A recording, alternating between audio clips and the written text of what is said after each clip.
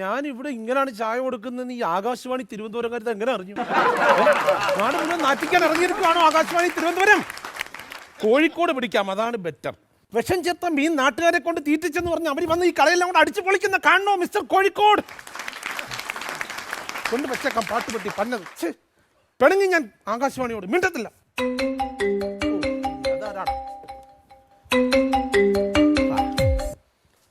Hello. ഓ എന്റെ ഉസ്മാനെ, ഇത് ചോദിക്കാനായിട്ട് എന്നെ ഇടയ്ക്കിടയ്ക്ക് എന്നെ വിളിച്ച് ശല്യപ്പെടുത്തല്ലേ നീ ദൈവത്തോട്. Section 121, section 234, section 220. 220 കളിക്ക് തരണം നിനക്ക്, എന്നാലേ നിന്നെ നീ പഠിക്കത്തുള്ളൂ. 220 കളിക്ക് മിണ്ടരുത്. ഇനി എന്നെ ഇത് പറഞ്ഞോട്ട് വിളിച്ചേക്കരുത് കേട്ടോ. Bloody full. ഹലോ, വക്കീലാണോ? ഇത്രയും തടിയും വണ്ണവും തൂക്കവും കട്ട മീശയും വെച്ചിരിക്കുന്ന എന്നോട് ഷക്കീലയാണോ? അയ്യോ, ഷക്കീലാണെന്നല്ല ചോദിച്ചത്. നിങ്ങൾ ഈ ഫോണിൽ കൂടെ വകുപ്പും സെക്ഷൻ ഒക്കെ പറയണ കേട്ടല്ലോ, അപ്പം വക്കീലാണെന്ന് ഞാൻ സംശയിച്ചു, അതാ ചോദിച്ചത്. ഓ അങ്ങനെ. അത് ഞാൻ ഈ വക്കീലന്മാരുമായിട്ടുള്ള സ്ഥിരമായിട്ടുള്ള സവകാശമല്ലല്ലോ, ഈ സാഹവാസം. സഹവാസം. വെരി ഗുഡ് മോനെ. അപ്പൊ ഈ കോടതി പരിസരത്തുള്ള കച്ചവടം എല്ലാം കൂടെ ആകുമ്പോ നിയമം അരച്ച് കലക്കി കുടിച്ചു. നിയമം അരച്ച് കലക്കി കുടിച്ച സമയത്ത് ഈ വടക്കുള്ള മാവ് നന്നായിട്ടൊന്ന് അരച്ചിരുന്നെങ്കിൽ വട കുറച്ചുകൂടെ സോഫ്റ്റ് ആയി. കറണ്ട് ഇല്ലായിരുന്നു ഇന്നലെ. കാറ്റും മഴയും. അത് കറക്റ്റ് ആണ് കേട്ടാണ്. കാറ്റും മഴയും വന്നാൽ ഭയങ്കര പ്രശ്നമാണ് ഇല്ലേ ചേച്ചി? നമ്മളവിടെ കാറ്റും മഴയും വന്നു കഴിഞ്ഞാൽ ഉടനെ KSEBക്കാർ എന്ത് ചെയ്യും? ഫ്യൂസ് ഊരി വെച്ചിട്ട് കിടന്നുറങ്ങോ? പിന്നെ നിങ്ങൾക്ക് മാത്രം സൂചിച്ച് കിടന്നുറങ്ങിയാൽ മതി. അവർ അണ്ണാ ഒരു ചായ. ഭയങ്കര പ്രശ്നമുണ്ടാ.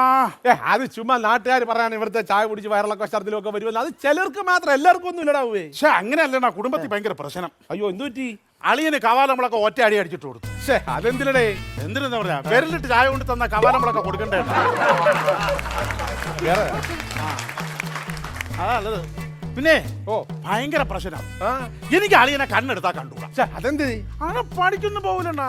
രാവിലെ ബിസിനസ് എന്നും പറഞ്ഞ് ഇറങ്ങി അങ്ങ് നടക്കും. എന്നിട്ട് വൈകുന്നേരം ആകുമ്പോൾ ഒരു 10,000-2,000 രൂപ കൊണ്ട് ബിസിനസ്സിൽ നിന്ന് കിട്ടിയെന്ന് പറഞ്ഞ് കൊണ്ടുവരും. നാണം കേട്ട ഇടപാടിയെന്നാ. ഇയാൾക്കെന്തിന് ജോലി? എനിക്ക് പണിയൊന്നുമില്ല. ഒരു ബിസിനസ്സും ഇല്ല, ജോലിയില്ല, എന്നിട്ട് ജോലിക്ക് പോകുന്നവരെ കുറ്റം പറച്ചിലും. എന്തിനടാ എന്നാ കൂടി? അതല്ലട്ടാ,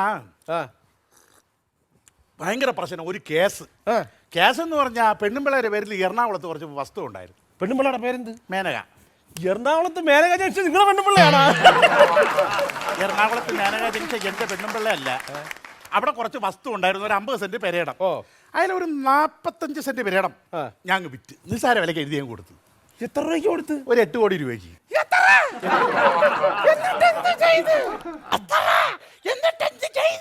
എന്നൊക്കെ പറയണ കേട്ടാത്തൊന്ന് നിങ്ങൾ എന്റെ അമ്മായിച്ചനാണ്. ശ്രീധരനെ കണക്ക് നോക്കിയാ ഒന്ന് പോവാ. പക്ഷെ നിങ്ങൾ വികസന വിരോധിയാണ്. അതെങ്ങനെ വികസന വിരോധി? ഞാൻ ഈ 45 സെന്റ് കൊടുത്തില്ലേ, അവിടെ ഇപ്പൊ ആളുകൾ എത്ര ഫ്ലാറ്റ് പണിതെന്ന് അറിയാമോ? എന്റെ കയ്യിൽ ഇരുന്നാൽ എനിക്ക് ഫ്ലാറ്റ് പണിയാൻ പറ്റുമോ? ഇപ്പൊ അവിടെ വികസനം വന്നില്ലേ? എടാ മണ്ടൻ കൂടാപ്പാ, എടാ ഈ 8 സെന്റ് നിനക്ക് ഫ്ലാറ്റ് പണിഞ്ഞുകൂടായിരുന്നോ? പണിയാളെ കാശ് നിങ്ങൾ തരുമോ? തരാടാ, ഞാൻ തരാം. നിന്റെ കൊച്ചമ്മാനല്ലേ ഞാൻ, നിനക്ക് പൈസ നിന്നെ കൊണ്ട് ഫ്ലാറ്റ് പണിയിപ്പിക്കാം. എന്നാ പിന്നെ വിരലത്തെ ചായ അടിക്കുന്ന തന്നെ നല്ലത്. ഞാൻ അടിച്ചെങ്ങനെങ്കിലും ജീവിക്കും. വടയം തിന്ന് ഇവിടെ ഇരുതോ. പിന്നെ ആകെ പ്രശ്നമായി, കേസായി. എന്ത്? ഞാന് ബാക്കിയുള്ള 5 സെന്റ് വിൽക്കാൻ വേണ്ടി വീട്ടിൽ ചെന്നു. അവിടുത്തെ കാര്യം പറഞ്ഞപ്പോ അവള് സഹോദരനെ വിളിച്ചു വരുത്തി. അവ എനിക്ക് വിരലിട്ട ചായ എന്ന് ഞാൻ അടി കൊടുത്ത ആകെ പ്രശ്നം. ഇപ്പോൾ ഉള്ള പ്രശ്നം ഇതെങ്ങനെ ഊരുന്നാ. ഇങ്ങനെ ഊരണം. പക്ഷെ ഇത് അകത്തേക്ക് പോകേണ്ട കേസാണ്. അതെനിക്ക് പറയാം അകത്തേക്ക് പോകേണ്ട കേസാണെന്ന്. പക്ഷെ നിങ്ങൾ തന്നാലല്ലേ എനിക്ക് അകത്തേക്ക് ഇടാൻ പറ്റും. നല്ല വക്കീലന്മാർ ആരെങ്കിലും ഉണ്ടോ? നല്ല വക്കീലന്മാരാരെങ്കിലും ഉണ്ടോ? ഉണ്ടാന്ന എന്റെ അറിവിൽ ഉഗ്ര ഗജഗടിയനായിട്ടൊരു വക്കീൽ. അയ്യോ, എനിക്ക് എഴുന്നള്ളത്തിന് കൊണ്ട് നിർത്താനല്ല ഗജഗടിയനായ വക്കീൽ. ഒരു സാധാരണ വാദിക്കാൻ ഒരു വക്കീൽ മതി. വിചാരിച്ച പോലല്ല പുള്ളി. ചീറ്റപ്പുലി പഠിക്കണം. എന്റെ അടുത്തൊരു നല്ല ഉഗ്രം വക്കീലുണ്ട്. വക്കീൽ ഉസ്മാൻ. കിടിലം വക്കീലാണോ? കിടിലം വക്കീലാണ്. നല്ല വക്കീലാണ്. ഉഷ കേസ് കേട്ടിട്ടുണ്ടോ? ഉഷ കേസ് കിട്ടുന്ന കേട്ടിട്ടുണ്ട്, പക്ഷെ ഞാൻ മുട്ടിയിട്ടില്ല. ഇങ്ങോട്ട് നോക്ക്. ഈ ഉഷ കേസ് എന്ന് പറഞ്ഞാൽ പ്രഗത്ഭമായ പീഡന കേസാണ്. അത് വാദിച്ചത് ഈ ഉസ്മാനാണ്. പിന്നെ നാട്ടിൽ അറിയപ്പെടുന്നത് എങ്ങനെയാണെന്നറിയാമോ? ഉഷ ഉസ്മാൻ. അതെന്തിന്? പീഡന കേസ് വാദിച്ച് ഈ ഉഷ ഉസ്മാന്റെ തലയിലായി. അപ്പൊ ഉസ്മാന്റെ ഭാര്യയായിട്ട് ജീവിക്കുന്നു. അങ്ങനെ നാട്ടുകാർ വിളിക്കുന്ന പേരാണ് ഉഷ ഉസ്മാൻ. അത് കൊള്ളാം. വാദമൊക്കെ ഉണ്ടാ? വാദം ഉണ്ടോന്ന് ചോദിച്ചാൽ ഈ ചായടി ഇവിടെ വന്നിട്ട് രാവിലെ മുതൽ ഒറ്റ നിപ്പാണ്. മുട്ടുവേദന, താഴെ വരെ പെരിപ്പ്, ഭയങ്കര വാദമാണ്. വക്കീലിന് വാദം ഉണ്ടാകും. വക്കീലിന് വാദമുണ്ടോ, പിത്തമുണ്ടോ, കപമുണ്ടോ എന്നൊന്നും എനിക്കറിയാൻ മേല. എന്റെ ദൈവമേ, അതല്ലോ വെച്ചത്. ഈ വക്കീൽ നല്ല വക്കീലാണല്ലോ. വക്കീൽ നല്ല വക്കീലെന്നൊക്കെ ഇയാൾക്ക് തിന്നാനാണോ? അതല്ല പറഞ്ഞത്. ഈ വക്കീലിനെ കൊണ്ട് വാദിക്കാൻ പറ്റുമോ? വക്കീലാണ്. എവിടെ ചെന്നാ കിട്ടൂ? ഇപ്പം കാണാൻ പറ്റും. കാണാൻ പറ്റുമെന്ന് ചോദിച്ചാൽ ഇപ്പൊ കാണിച്ചു തരാം. ഈ ഒരു സാധനം എടുത്ത് കയ്യിലോട്ട് വെച്ചിട്ട് ഉസ്മാൻ വക്കീലേ എന്ന് അലറി വിളിച്ചു കഴിഞ്ഞാൽ ഉസ്മാൻ വക്കീൽ കടവാവല് വരുന്ന പോലെ പറന്ന് ഇവിടെ വരും. എന്നാ ഒരു കാര്യം എഴുന്നേറ്റ് വിളി. അല്ല, ഇരുന്ന് വിളിച്ചാൽ ശരിയാവും. ഇരുന്ന് വിളിച്ചാൽ നീ ശരിയാവൂല. നീ എഴുന്നേറ്റ് വിളിച്ചാൽ മതി. വിളി. ഉസ്മാൻ വക്കീലേ. കൽപ്പമായി എന്തോ കേസ് മനസ്സിലിട്ട് ഉരുട്ടി തികട്ടിക്കൊണ്ട് നടക്കുകയാണ്. ഞാൻ സംസാരിക്കല്ലേ? സംസാരിക്കും. വക്കീലേ, നമസ്കാരം. എന്തോന്ന് ടെൻഷൻ തോന്നുന്നു? എന്തോന്ന് ടെൻഷൻ തോന്നുന്നു? ഭയങ്കര ഒരു കേസ്. എന്താ? ഒരു ഊരുന്ന കേസ്. ഊരുന്ന കേസാ? ഭയങ്കര കേസാ? ഭയങ്കര കേസ്. എന്ത് പ്രശ്നം തോന്നുന്നു? ഒന്ന് ഊരണം. അത്ര ടെൻഷനുള്ള കേസാണെങ്കിൽ വിട്ടുകളയണല്ലേ നല്ലത്. അത് പറ്റൂല. അത് കേസ് വിട്ട് ഊരാതെ ഒരു കാര്യം നടക്കൂല. അത് എന്ത് കാര്യം നടക്കൂല? എന്റെ നാളത്തെ കാര്യമല്ലേ എനിക്ക് കുഴയും. നാളത്തെ എന്തോന്ന് കാര്യം? ബാത്റൂമിൽ പോണ കാര്യവും ഷർട്ട് തേക്കുന്ന കാര്യം ഇടുന്ന കാര്യവും ഒക്കെ കുഴയുമെന്ന്. അത്രയും ടെൻഷനുള്ള കേസ് എന്തോന്ന് വക്കീലേ? എന്റെ കൈ ഇവിടുന്ന് ഊരാൻ പറ്റുന്നില്ല. അത് ഞാൻ അതിനെക്കുറിച്ചാണ് ആലോചിച്ചിരിക്കുന്നത്. അത്രേ ഉള്ള. അതിപ്പോ ഞാൻ ഊരിത്തരാം. സംഭവം തീർന്ന. അല്ല വക്കീലേ, നിങ്ങളെ ഈ ശരീരം വെച്ചോണ്ട് ഈ കോട്ടൊക്കെ എടുത്തിട്ടല്ലേ പ്രശ്നം? എന്തിനു വക്കീലേ ഈ കോട്ടൊക്കെ എടുത്തിട്ട്? പോടാ മണ്ടാമാരി. എടാ, ഈ കോട്ട എന്ന് പറഞ്ഞാൽ നിനക്ക് അറിഞ്ഞൂടാ. നമ്മളിപ്പോ ഒരു പ്രതി അല്ലെങ്കിൽ ഒരു വാദി നമ്മുടെ വരികയാണ്. അവർ വന്നൊരു കേസ് വാദിക്കണമെന്ന് പറയുന്നു. അപ്പൊ നിസ്സാര കൊച്ചി കേസായിരിക്കും. 2 ദിവസം വാദിച്ചാൽ പക്ഷെ നമ്മളത് വാദിച്ച് ഒരു 10-15 വർഷം എടുത്ത് ജഡ്ജി അവനെ തൂക്കി കൊല്ലാൻ വിധിക്കും. ഈ സമയത്ത് അവൻ നമ്മളെ ഒരു നോട്ടമുണ്ട്. സത്യം നമ്മളങ്ങ് ചൂളിപ്പോവും, നാണം കെട്ടുപോകും. അപ്പം അവൻ്റെ നിന്ന് രക്ഷപ്പെടാൻ വേണ്ടി ഈ കോട്ട് പതിച്ചിങ്ങോട്ട് എടുത്ത് ഇതഴിച്ച് തലയിൽ കൂടെ ഇട്ട് ആമ പതുങ്ങി പോണ കണക്ക് കോടതിയുടെ വരാതെ കൂടെ നമ്മളിങ്ങ് വരും. ഇവിടെ വന്നിട്ട് ഒരു ചായ കുടിച്ചിട്ട് ഇവിടെ ഇരിക്കും. വക്കീലേ, പുള്ളിയുടെ സ്ഥലത്തിന് ഇച്ചിരി പ്രശ്നം.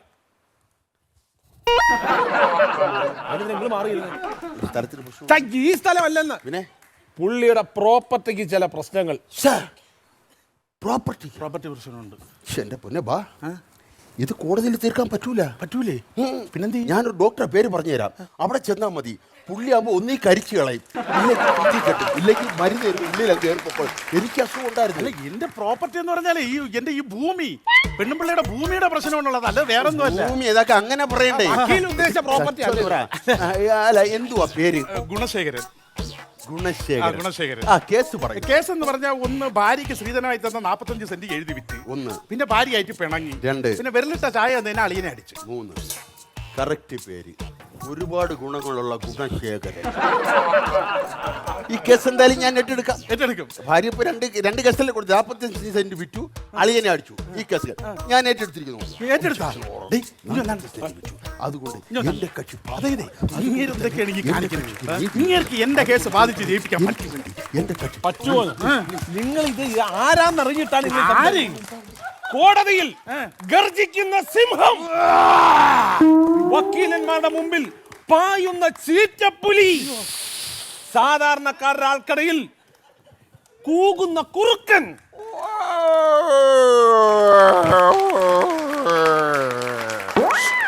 എങ്ങനെ ഇനി ഒന്നാണ്? എനിക്കൊരു വക്കീലിനെയാണ് ആവശ്യം, അല്ലാതെ മിമിക്രി ആർട്ടിസ്റ്റിനെ അല്ല. വക്കീലെ, കൂവിയത് മതി, അവ ഊരിക്കൊണ്ട് പോകും. വല്ല വാങ്ങിച്ചെടുക്കാൻ നോക്ക്. ശരി, ഓക്കെ. ആദ്യം മുതൽ പറയുന്നത് എന്റെ ആദ്യം മുതലാണല്ലോ പറയാനുള്ളത്. അപ്പോൾ ഒരു 1982 കാലഘട്ടം, ഒരു ദിവസം വൈകുന്നേരം ഭയങ്കര ഇരുട്ടും ഇടിയും മിന്നലും മഴയും. പടിഞ്ഞാറ്റ ചെരുവിലുള്ള വീട്ടിലെ പടിഞ്ഞാറ്റ മുറിയിൽ ഞാൻ പൂജാതനായി.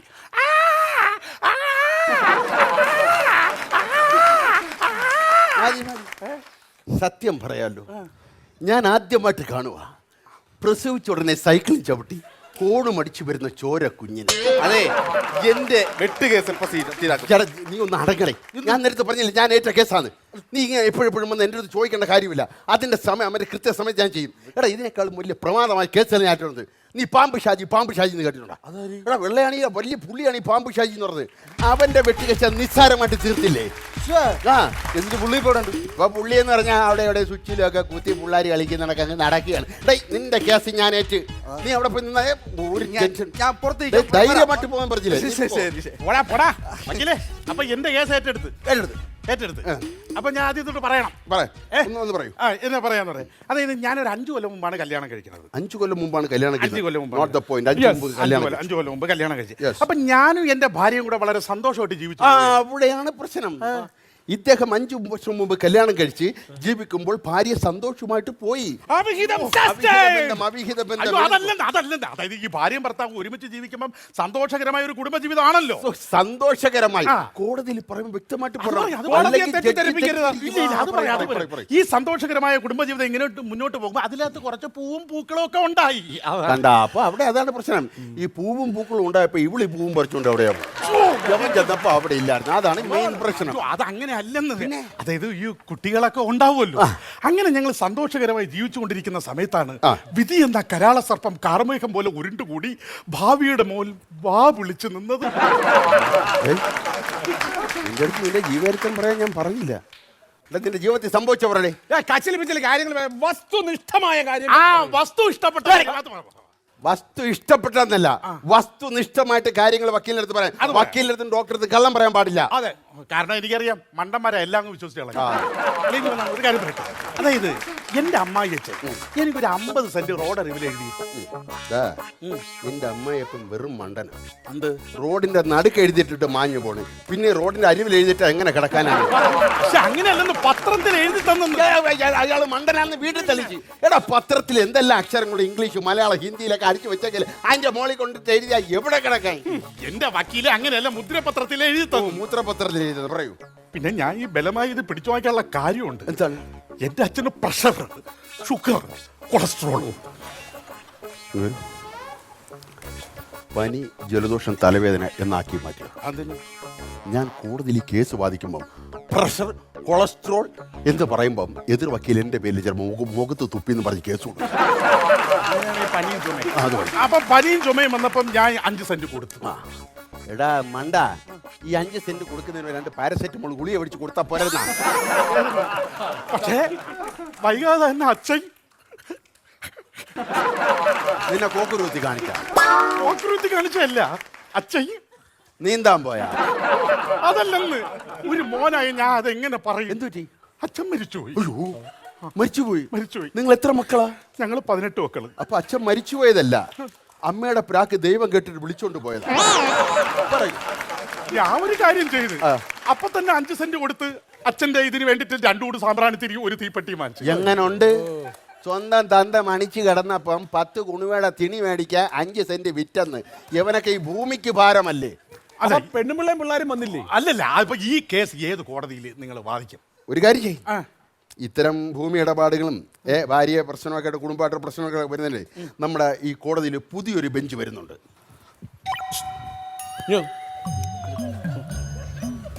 പുതിയ ബെഞ്ച് വരുന്നെന്ന് പറഞ്ഞ ഉള്ളാന്ന് എന്റെ അടുത്ത് ജഡ്ജി പ്രത്യേകം വിളിച്ച് പറഞ്ഞതല്ലേ. ഈ ജഡ്ജി വക്കീലുമായിട്ടൊക്കെ നിങ്ങൾക്ക് നല്ല ബന്ധമാണ്. നല്ല ബന്ധമാണ്. എങ്കിൽ ആ ബെഞ്ച് എടുത്ത് ഇവിടെ കൊണ്ടിട്ടിട്ട് ഈ ബെഞ്ച് എടുത്ത് അവിടെ കൊണ്ടിട്ട്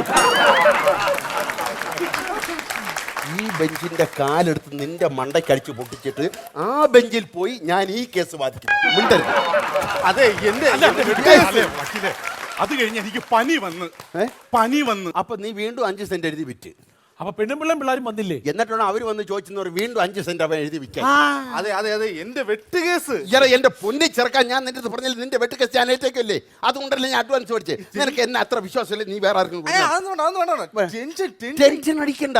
എടാ ഞാൻ വേറെ പ്രമാദമായി കേസ്. നീ അവിടെ വരാന്തേ പോയി നില്ല്.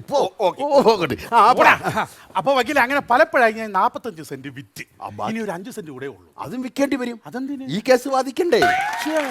വക്കീൽ എന്റെ സൈഡിൽ നിന്ന് ചിന്തിച്ചു നോക്കിയാണ്. അതെന്ത് ഈ സൈഡിൽ നിന്ന് ചിന്തിച്ചാൽ എനിക്ക് ചിന്ത വരൂല. നിന്റെ സൈഡിൽ വന്നാലേ അങ്ങനെയല്ല. അതായത് ഇപ്പം എനിക്ക് എന്റെ അമ്മായി ചെന്ന 50 സെന്റ് ഞാൻ വക്കീലിന് എഴുതി തരുന്നു. അയ്യോ ചായടാ, വെള്ളം വക്കീലേ, വക്കീലേ വക്കീലേ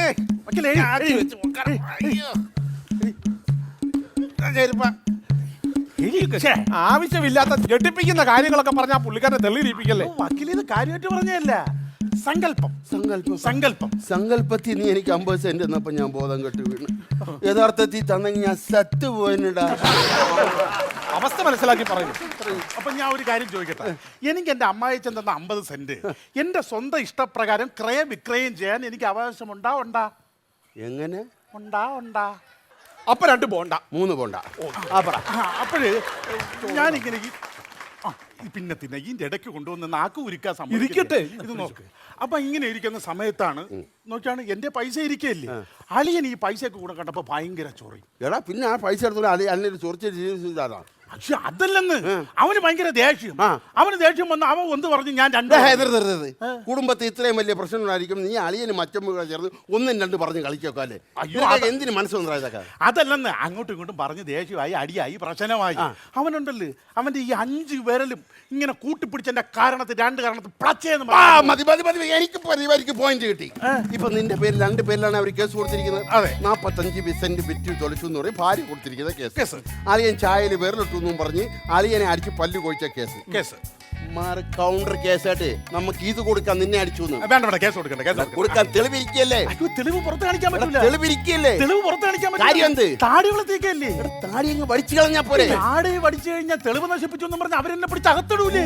ശരിയാണ്, തെളിവ് നശിപ്പിച്ചു. താടി പഠിക്കണ്ട. എനിക്കൊരു കാര്യമുണ്ട്. എന്റെ ഭാര്യയും സഹോദരനും എന്റെ പറമ്പിൽ കാലൂത്ത് ഇഞ്ചക്ഷൻ കൊടുക്കും.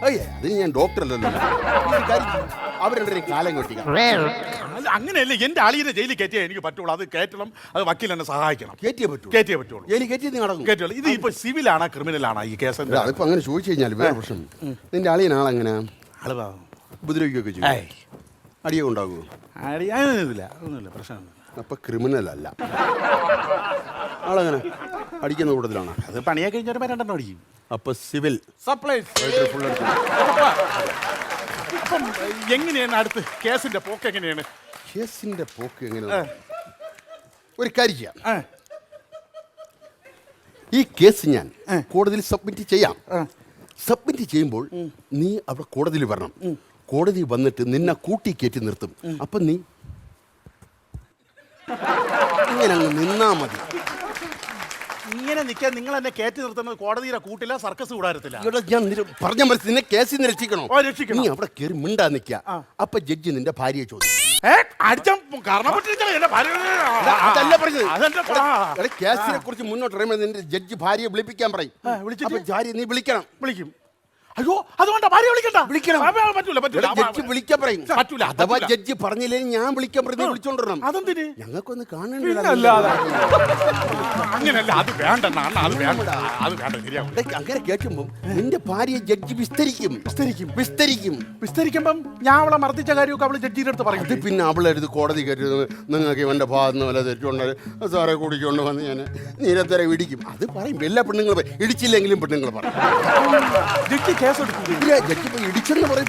പെണ്ണുങ്ങൾ പറഞ്ഞ ഏത് ജഡ്ജി അപ്പഴേ സ്ത്രീപീഡനത്തിന് എന്റെ പേര് കേസ് എടുക്കും. അപ്പൊ ശിക്ഷിക്കൂലേ എന്നെ? 6 വർഷം ശിക്ഷിക്കും. നീ അകത്ത് കിടക്കും 6 വർഷം. ഞാൻ ജയിലിൽ കിടക്കും. അയ്യോ, അത് പറ്റൂല. ഞാൻ പറഞ്ഞു ഇങ്ങോട്ടോ. നിന്റെ പേരിൽ ഇപ്പൊ 2 കേസാണ് അവർ കൊടുത്തിരിക്കുന്നത്. ഒന്ന് വസ്തു വിറ്റ് ചമ്മാളിച്ചതും 2 അളിയന്റെ പല്ലടിച്ച് പൊളിച്ചതും തന്നെ. ഇപ്പൊ ഈ കേസ് കോടതിയിൽ വന്നപ്പോ എന്തായി? നിന്നെ സ്ത്രീ പീഡനത്തിന് പിടിച്ച് അകത്തിട്ട്. അപ്പൊ മറ്റേ 2 കേസ് ഞാൻ പതുക്കെ അങ്ങ് ഊരിയേ.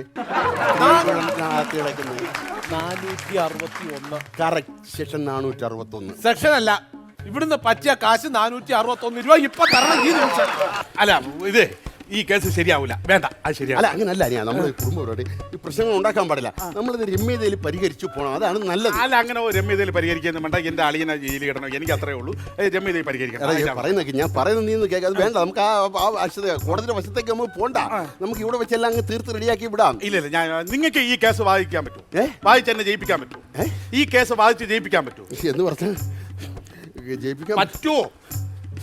അത് എനിക്കറിയാം. സത്യം പറയാം, എനിക്ക് കോടതി കടന്ന് കയറി ഇറങ്ങാൻ പറ്റും. അവിടെ എനിക്ക് സത്യം വയ്യ. അതുകൊണ്ടാണ് ഇവിടെ വെച്ച് തീർക്കാന്ന് ഞാൻ പറഞ്ഞത്. സത്യം. ഒരു കാര്യം ചോദിക്കട്ടെ, ചോദിച്ചോളൂ. നിങ്ങൾ ഇതുവരെ ഏതെങ്കിലും കേസ് വാദിച്ചിട്ടുണ്ടോ? ബാധിച്ചിട്ടുണ്ടോന്നോ? പ്രഗത്ഭനായ വക്കീലാണോ? പറഞ്ഞുകൊട്.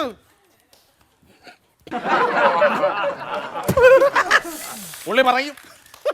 കൺഗ്രാജുലേഷൻ. ഞാൻ അച്ഛനായ അല്ല, പിന്നെ ആദ്യമായിട്ട് ഞാൻ നിങ്ങളുടെ കേസാണ് വാദിക്കാൻ പോകുന്നത്. അപ്പൊ ഇതൊരു കോടതിക്കകത്ത് കയറിയിട്ടില്ലേ? ഞാൻ കയറിട്ടില്ല. എനിക്ക് ജഡ്ജിയെ കാണുമ്പോ അപ്പ മൂത്ത് ഓടിക്കാൻ മുട്ടും. ആ അപ്പൊ ഈ കേസ് വേണ്ട, ഞാനേ വേറെ വക്കീൽ നോക്കിക്കോളാം. വേറെ വക്കീലാണ്. വേറെ വക്കീൽ കോടതി കൊടുക്കാൻ വേറെ ആ, വക്കീൽ. വേണ്ട, വേണ്ട. എന്നാലും നിങ്ങൾ വേറെ വക്കീലിനെ കാണാൻ പോലെ. അപ്പൊ ഞാൻ ഈ ലാപ്പായിന്റ് ഒക്കെ പറഞ്ഞു തന്നിട്ട് പൈസ എടുത്തു. ഈ ലാപ്പായിന്റുകൾ പറഞ്ഞു തന്നിട്ട് പൈസ എന്നിട്ട് അപ്പി പോയാൽ മതി. തന്നില്ലെങ്കിൽ ബാർ അസോസിയേഷൻ തന്നില്ലേ? ബാർ അസോസിയേഷന്റെ ആളുണ്ട്, നമ്മുടെ പ്രധാനപ്പെട്ട ഉല്ലാസ് പന്തളൻ, നെൽസൺ ചൂടിവെക്കാൻ അവരെ അവരങ്ങനെ ആവശ്യമില്ലാത്ത കാര്യത്തിൽ ഇടപെടൂല. അത് വിളിക്കാൻ നമ്മൾ വിളിക്കാൻ പൈസ എന്നിട്ടേ പോകും. നിങ്ങൾ ഇങ്ങനെ ഈ ഇത്രയും പറഞ്ഞ സ്ഥിതിക്ക് നിങ്ങൾ ആരെയും വിളിക്കണ്ട, ഞാൻ പൈസ തരാം. എടാ, ഞാൻ ഒരു കാര്യം നിന്റെ അടുത്ത് പറയട്ടെ. നീ ഈ കേസുമായിട്ട് അവിടെ ചെല്ലും. വക്കീല് വേറൊരു വക്കീല് കേസെടുക്കും. ആ കേസ് വിധിയാവാൻ 10-15 വർഷം എടുക്കും. ഈ 15 വർഷം നീ കോടതി കയറി ഇറങ്ങി നടക്കണം.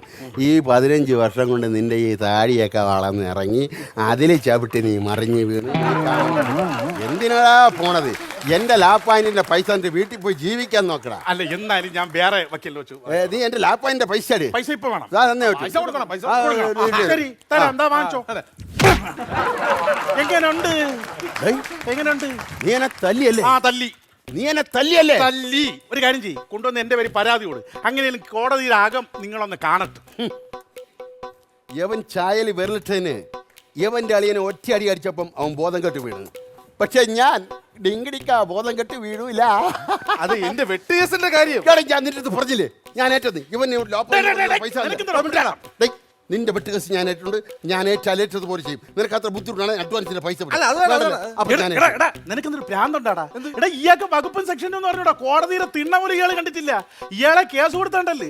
നീ നിരപരാധിയാണെങ്കിൽ ഇയാൾ വാദിച്ച് നിനക്ക് തൂക്കേറി വാങ്ങിച്ചു തരും. എന്റെ പൊന്നപ്പി വേറെ ഏതെങ്കിലും വക്കീലിന് കേസ് കൊണ്ടുകൊടുത്ത് രക്ഷപ്പെടാൻ നോക്ക്. അല്ല, ഇത് ഏത് കേസ്? അല്ല, നിനക്ക് വെട്ടുകേസ് ഉണ്ടെന്ന് എന്റെ വീട്ടിലൊരു 50 മൂട് റബ്ബർ ഉണ്ട്. അത് വെട്ടാൻ ആളില്ല. അഡ്വാൻസ് വാങ്ങിച്ച് 3 മാസമായി. നാളെ എങ്കിലും എന്റെ റബ്ബർ ഒന്ന് വെട്ടി തരുവോ? വക്കീലേ, വെട്ടും, വെട്ടിയിരിക്കും. കഞ്ഞോടിച്ച് ജീവിക്കണ്ടേ? Objection sustain.